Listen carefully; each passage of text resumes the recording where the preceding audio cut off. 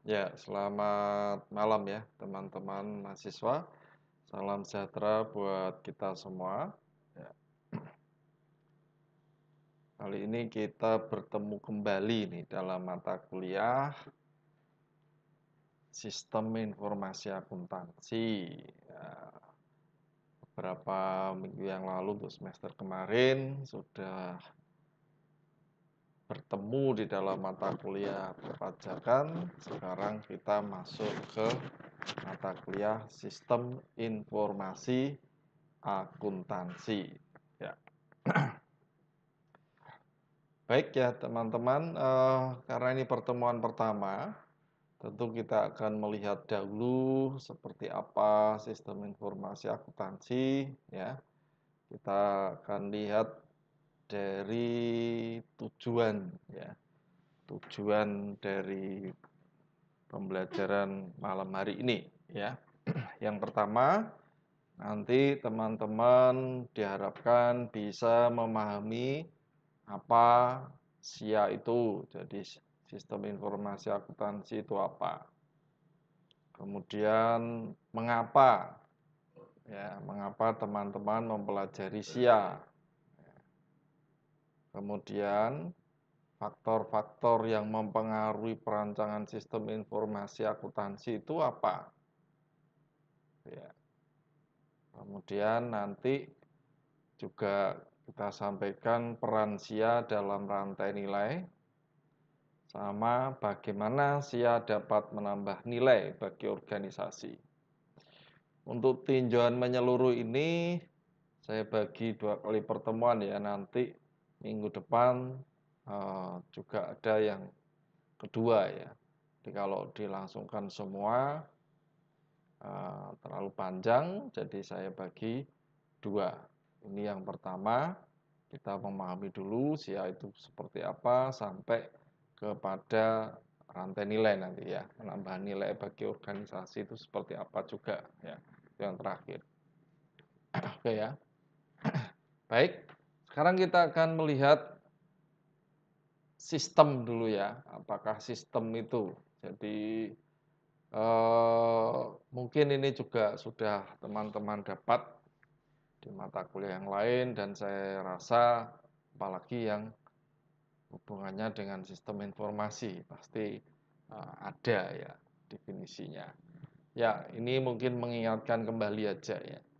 Jadi sistem adalah rangkaian dari 2 atau lebih komponen-komponen yang saling berhubungan, yang berinteraksi untuk mencapai satu tujuan.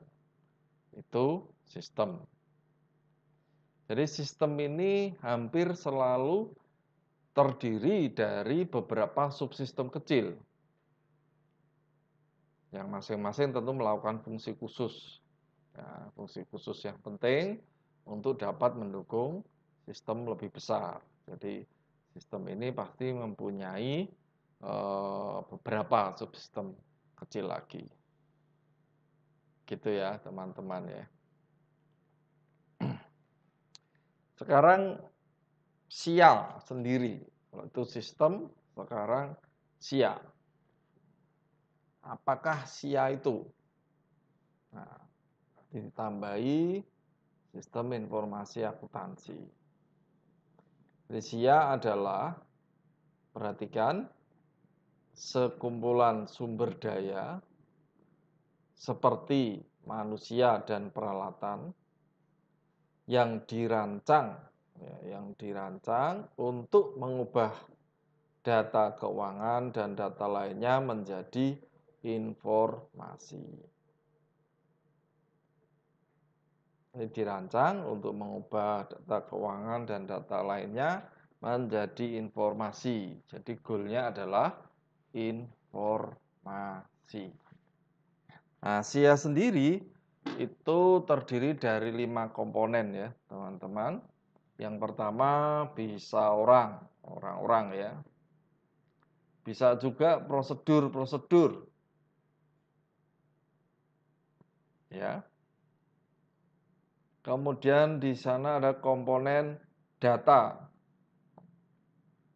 Kayaknya harus itu ya. Tanpa data enggak bisa. Kemudian yang keempat ada software-nya, ada perangkat lunaknya. Yang kelima infrastruktur TI-nya, infrastruktur teknologi informasinya.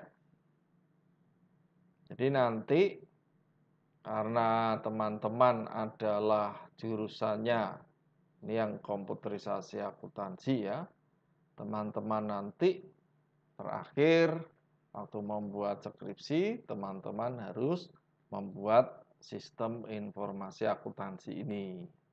Ya, apa yang teman-teman sudah pelajari, membuat program, memakai software apa, dan lain sebagainya itu menjadikan Anda nanti mampu untuk membuat, ya, teman-teman untuk membuat sebuah sistem informasi. Dalam hal ini, karena Anda orang akuntansi, menjadi sistem informasi akuntansi. Gitu ya. Nah, kelima komponen tadi itu ya, ini secara bersama-sama nanti memungkinkan SIA untuk memenuhi dari 3 fungsi penting dalam organisasi. Jadi dalam organisasi itu memiliki 3 fungsi penting. Ada 3 ini ya. Yang pertama, mengumpulkan dan menyimpan data. Data apa? Ya data tentang aktivitas-aktivitas dan transaksi-transaksi yang dilaksanakan oleh organisasi. Mengumpulkan dan menyimpan. Kedua, dia mengubah data menjadi informasi. Ya, ini informasi yang berguna tentunya ya bagi pihak manajemen untuk membuat keputusan. Biasanya dalam aktivitas baik perencanaan, pelaksanaan, dan pengawasan.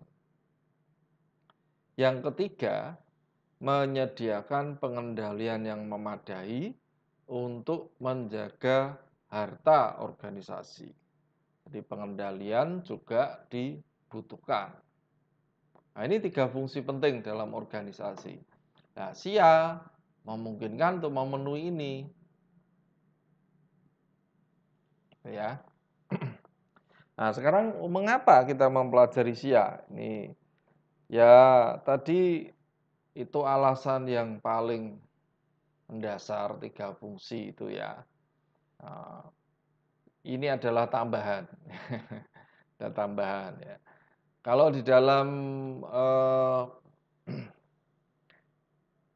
Statement of Financial Accounting Concept ini Amerika ya, nomor 2 ini di dalam FASB ini dia mendefinisikan akuntansi itu sebagai sistem informasi, teman-teman. Jadi kalau di sana sebenarnya akuntansi ya ada kaitannya dengan sistem informasi. Bahkan di dalam standar akuntansi di sana, standar akuntansi keuangan ya, disebutkan bahwa tujuan utama akuntansi adalah menyediakan informasi. Informasi yang berguna bagi para pengambil keputusan. Gitu ya. Nah, ini kepentingannya seperti itu. Kedua. Ada juga kalau dilihat dari ini juga kebetulan dari Komisi Perubahan Pendidikan Akuntansi dia merekomendasikan bahwa kurikulum akuntansi harus menekankan bahwa akuntansi adalah suatu proses identifikasi, pengembangan, pengukuran, perhatikan, dan komunikasi informasi.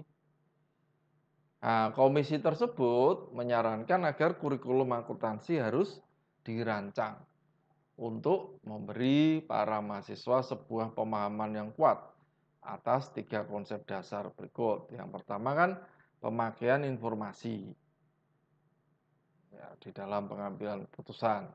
Yang kedua, sifat, perancangan, pemakaian, dan implementasi SIA. Yang ketiga, perhatikan pelaporan informasi keuangan. Nah, ini sekarang kita alasan-alasan ini cukup kuat. Mengapa teman-teman harus mempelajari SIA? Ya. Jadi kalau kita bisa memahami mengenai sistem akuntansi, ya, dan sistem akuntansi bekerja ya, cara sistem akuntansi bekerja itu ya mau tidak mau sudah ya, apalagi teman-teman orang akuntansi ya, harus mempelajari SIA. Pemahaman di dalam hal ini terkait dengan bagaimana cara mengumpulkan data tadi ya, mengubah data, memastikan ketersediaan. Ini kan sama dengan tadi. Ya, tiga kepentingan ya. Selanjutnya, ini tambahan juga ya, mengapa kita mempelajari SIA juga ya. Para auditor ini perlu memahami sistem-sistem yang digunakan untuk menghasilkan laporan keuangan perusahaan. Nah, salah satu jenis pelayanan konsultasi yang paling cepat berkembang adalah yang berkaitan dengan perancangan, pemilihan, dan implementasi SIA. Jadi implementasi SIA yang baru. Oke ya. Nah, itu adalah hal-hal yang mengapa atau kita harus mempelajari SIA, itu alasan-alasannya ya. Sekarang kita akan lihat secara umum untuk kegiatan kerja yang paling penting yang biasanya dilakukan oleh para akuntan. Ya. Mungkin ini sudah ya atau sudah pernah teman-teman tahu. Jadi akuntan itu minimal memiliki kegiatan kerja 1 sampai 10 ini. Yang pertama, sistem akuntansi dan pelaporan keuangan. Dia harus mengerti ini, ya loh. Perencanaan strategis jangka panjang, gitu ya. Mengelola fungsi akuntansi dan keuangan. Yang keempat, bisa juga konsultasi internal. Yang kelima, anggaran jangka pendek. Kita juga harus paham ini. Kemudian analisis keuangan dan ekonomi, ya. Yang ketujuh, perbaikan proses, ya. Perbaikan proses. Yang kedelapan, sistem dan operasional. 9, evaluasi kinerja, ya. Ini dari organisasi ya, tentu saja.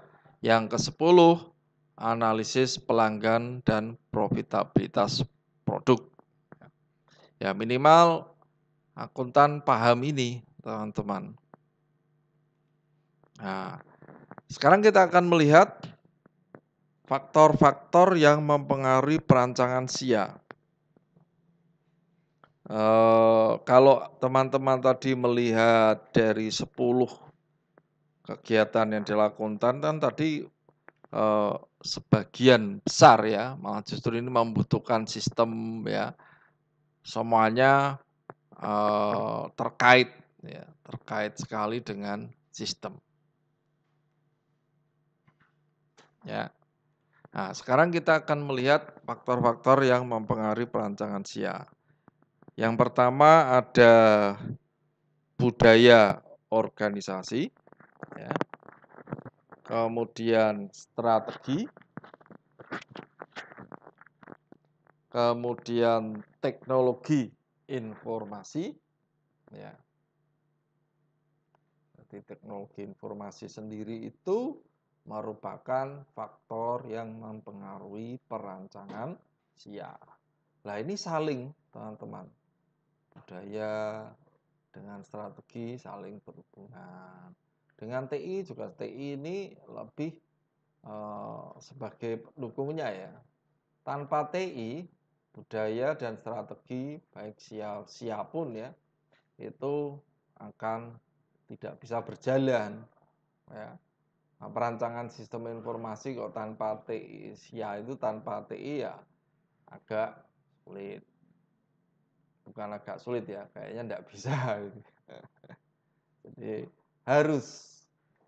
Anda perhatikan di sini, jadi SIA ini dipengaruhi oleh budaya organisasi, strategi, sama TI. Nah, oke, sekarang kita lihat peran SIA sendiri dalam rantai nilai, dalam value chain-nya ya. Kebanyakan organisasi bertujuan menyediakan nilai untuk pelanggan mereka. Ya, pasti seperti itu. Ya. Sebuah organisasi akan menguntungkan jika nilai yang dihasilkan lebih besar dari biaya produksi atau jasa. Namanya organisasi atau perusahaan itu kan pengennya dapat untung. Pasti harus mendapatkan nilai yang lebih besar dari biaya produksi atau jasanya. Tidak ada yang pengennya tidak dapat untung, tidak ada ya. Gitu ya, teman-teman ya. Oke. Kemudian kita lihat rantai nilai organisasi itu kan terdiri nanti dari 5 aktivitas utama ya. Jadi ada primary activities dan juga yang pendukungnya nanti gitu ya. Nah, yang secara langsung nanti memberikan nilai kepada para pelanggannya itu ada 5 ini ya. Di dalam rantai nilai itu ada aktivitas utama sama nanti aktivitas pendukung. Nah, kita lihat dulu aktivitas utama. Nah, aktivitas utama di situ ada logistik lingkar dalamnya ya, dalam perusahaan ini. Operasi sendiri, kemudian logistik lingkar luar, itu keluar masuk ke pemasaran, ya keluar karena pemasaran dan penjualan, baru ke pelayanan. Nah, ini aktivitas utama dari rantai nilai.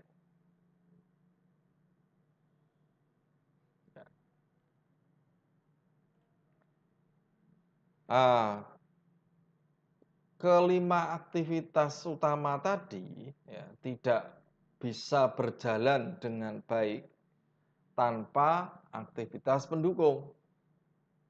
Makanya ada aktivitas pendukung.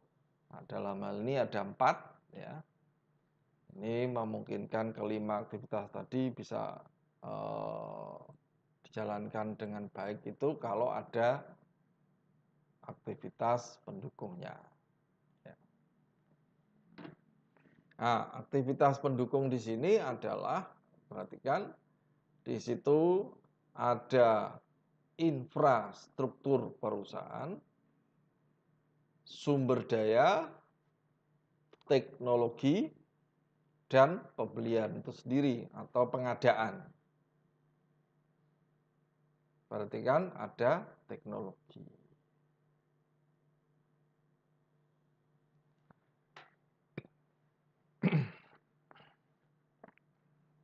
Nah, tanpa aktivitas pendukung ini dikatakan di sini dia tidak bisa berjalan dengan baik. Ya. Tentu tidak bisa baik efisien maupun efektifnya. Makanya dibutuhkan aktivitas pendukung. Ya. Nah, konsep rantai nilai ini dapat diperluas dengan mengakui bahwa organisasi itu harus berinteraksi dengan siapa? Dengan para pemasok, distributor, dan pelanggan. Nah, rantai nilai perusahaan dan rantai nilai para pemasok, distributor, dan pelanggannya ini membentuk suatu sistem. Nanti akan bersama-sama dia membentuk suatu sistem. Jadi sistem yang dibuat nanti juga mengikuti ini teman-teman. Nanti teman-teman membuat sistem informasi apa? Lah, kita lihat dari ininya.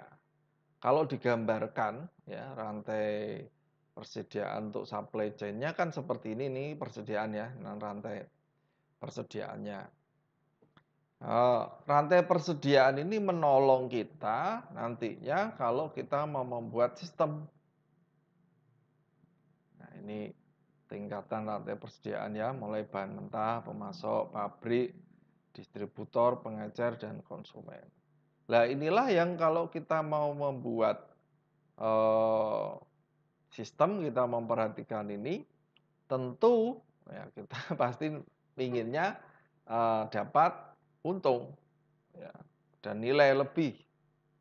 Kita memberikan nilai kepada pelanggan, tetapi perusahaan pasti menginginkan juga mendapatkan nilai sendiri lebih daripada biaya maupun produksinya. Baru dia beruntung, dapat profit. Kalau enggak ya, enggak bisa jalan perusahaannya. Nah, sekarang pertanyaannya, bagaimana SIA dapat menambah nilai bagi organisasi? Nah, SIA dapat menambah nilai bagi organisasi ini dengan cara bagaimana? Memberikan informasi yang akurat dan tepat waktu.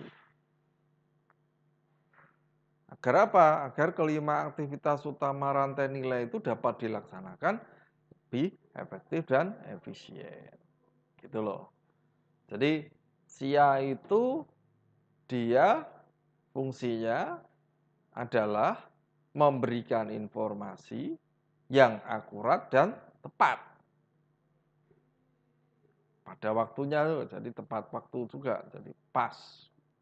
Ketika dia butuh, ada informasi yang baik. Dengan SIA-nya berfungsi baik, maka kelima aktivitas utama tadi di dalam rantai nilai dapat dilaksanakan dengan lebih efektif dan efisien. Begitu urut-urutannya ya teman-teman ya. Jadi tinjauan menyeluruh itu dimaksudkan adalah teman-teman bisa memahami posisi SIA itu di mana dalam perusahaan.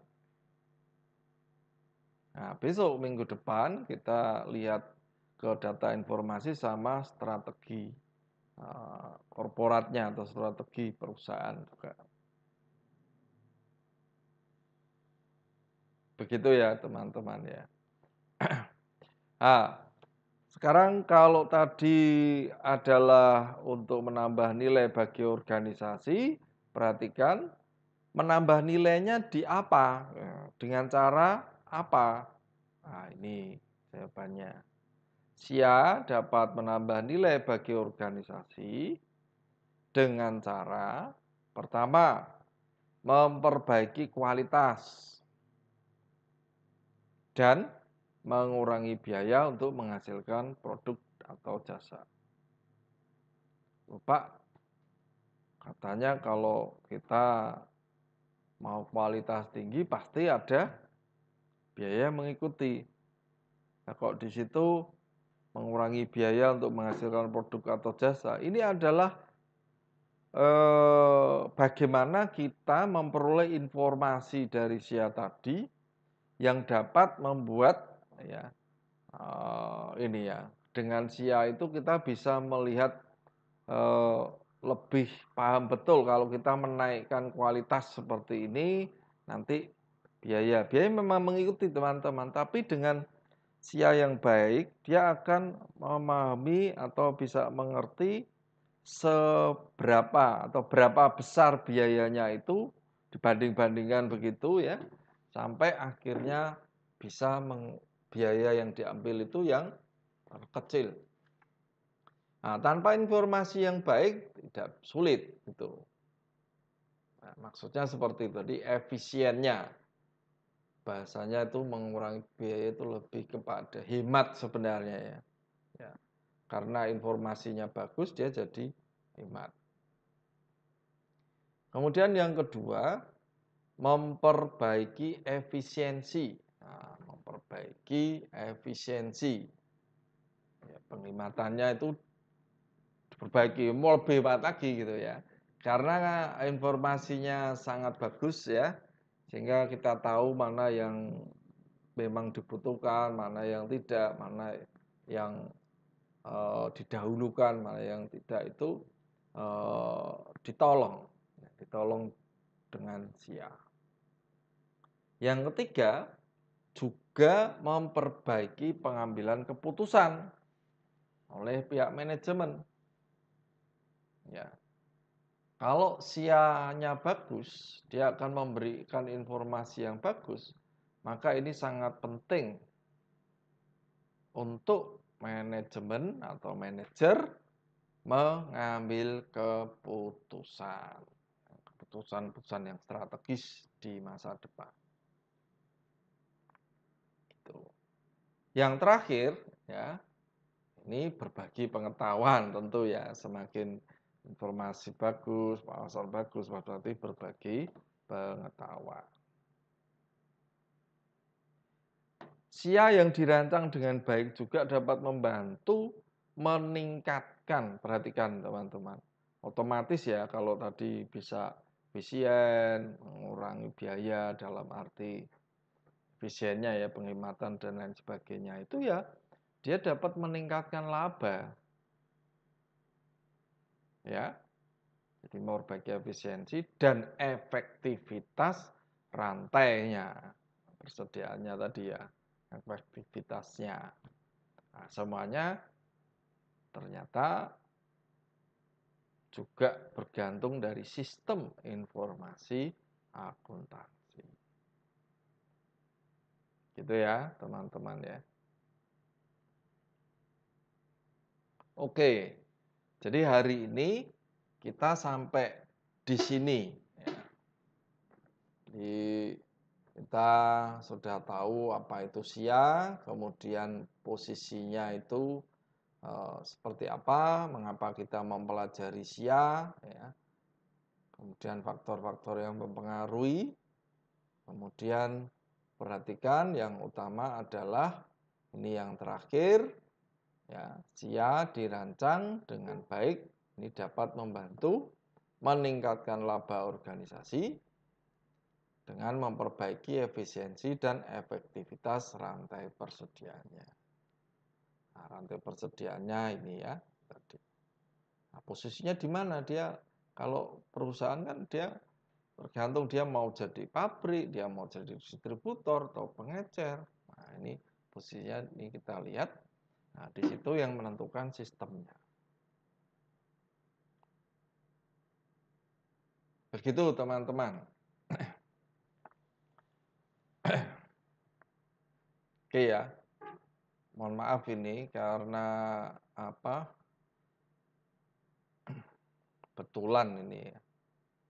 Ini enggak tahu karena sinyal di sini itu kalau malam kebetulan tidak atau kurang stabil ya. Makanya ini saya terpaksa melakukan upload ya dari YouTube-nya maksud saya. Tapi nanti ketika teman-teman juga menontonnya, tetap saya memantau melalui YouTube. Jadi kalau misalnya ada pertanyaan atau apa, boleh di situ ya bisa Anda tanyakan. Dan kita juga punya grup WA, jadi bisa digunakan komunikasinya. Bagi teman-teman yang belum masuk di grup WA, minta tolong yang lainnya bisa mengundang ya, mengundang ke grup ya. Kalau masih ada ini ya. Kayaknya sih sudah semua. Sepertinya ya. Oke, teman-teman. Hari ini sampai di sini dahulu. Besok kita akan mempelajari lanjutannya dari ini ya. Jadi ke data informasi sampai strategi korporatnya. Begitu. Sampai di sini dahulu. Terima kasih atas perhatiannya. Minta maaf jikalau ada kata atau hal-hal yang kurang berkenan ya, mohon dimaafkan. Oke, tetap semangat, sehat ya. Ya, walaupun sekarang ini sudah membaik, nah, ya, coronanya sudah mulai hilang, tetapi masih tetap pakai prokes kesehatan yang baik, ya. Oke, jaga kesehatan, ya, moga-moga kita dipertemukan lagi minggu depan dalam perkuliahan selanjutnya. Oke, selamat malam, sampai ketemu lagi, Tuhan memberkati.